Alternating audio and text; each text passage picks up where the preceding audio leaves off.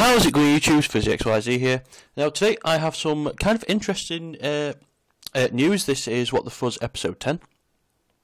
Like I said, this is some kind of interesting news. Some of the TCG exclusives that we get over here in the UK and America, etc. We have some TCG exclusives that have been announced for Abyss Rising. So I thought I'd bring you these because they're actually pretty good TCG exclusives in my opinion. On the main Konami website here, it tells you all the information about the cards that were already there, such as the mermails. So I will leave a link in the description below if you want to go and check out all this for yourself. No doubt that some of you have already read it, but that's all the mermail stuff. You can more or less tell what the rarities are, what they'll be released like. Abyssalin is clearly an ultra, and Megalo looks like it's going to be a secret. The main card that is a TCG exclusive for them, it's not kind of a main card, but Mermail do have another TCG exclusive, and that is Abyss Manda, I think it is, if you can see here. It is a level 4 monster, it's a fish, and its effect is you can banish this card from your graveyard to activate one of the following effects: increase all mermail monsters you control by 1, or increase the level of all mermail monsters you can currently control by 2. So it's not bad. I guess that you can increase the level if you're going to synchro with Diva, or if you're going to overlay, you can at least go into Adreus or Tyrus, or rank 5s, rank 6s. To be honest, I haven't actually read into the mermails a lot, so I don't know if this card will be actually valid for them, but that is one of the TCG exclusives. If we go back to this website and go down, as you can see there, number 9, Dyson Sphere. I know that was already announced in the OCG. Now, to be honest, the things that I'm looking forward to the most in this set is the new Prophecy spot. As a lot of you know, I am a huge fan of Prophecy. I currently have the deck at the minute, fully built, etc., and I'm a collector of the High Priestess. Excuse me. They've actually changed some of the names on a few things. Spellbook of Elmer is now Spellbook of Eternity, and Spellbook of Goloth, I think it was, is now Spellbook of Fate. But the Prophecy / Spellbook archetypes are getting 2 new TCG exclusives. The first one is, if I can find it here, I think it's this one. Yes, it's this one. Spellbook Army of the Hemisphere. Its effect is, now I'm only reading this off the wiki, and it is a blurry picture, like on the main website. It's if you have so many or more spellbook cards in your graveyard. I think from what I can tell from the picture, it looks like 3. But that will obviously get revealed when the card gets released. If you have so many or more spellbook cards in your graveyard, reveal the top 2 cards of your deck, add any revealed spell cards to your hand, and shuffle the remaining cards into the deck. You can only activate 1 spellbook of Library Hemisphere per turn. You cannot activate any spell cards the turn you activate this card except spellbook cards.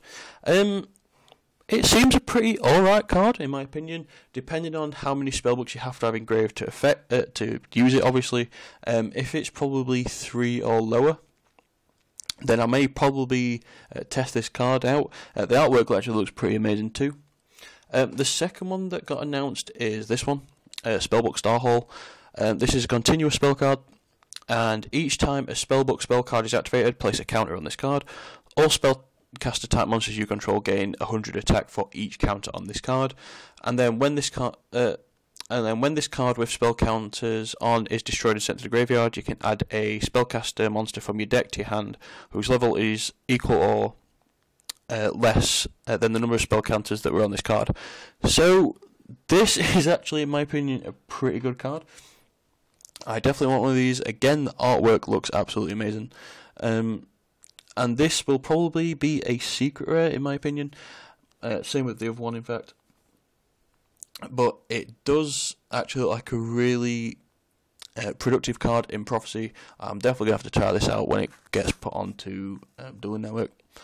So I'll have to keep up to date with that. Let's go back to the main thing. So yeah, it tells you everything about the archetypes and everything like this. Now, 2 new cards that will be released is Giant Soldier of Steel and Attack the Moon. If I go into...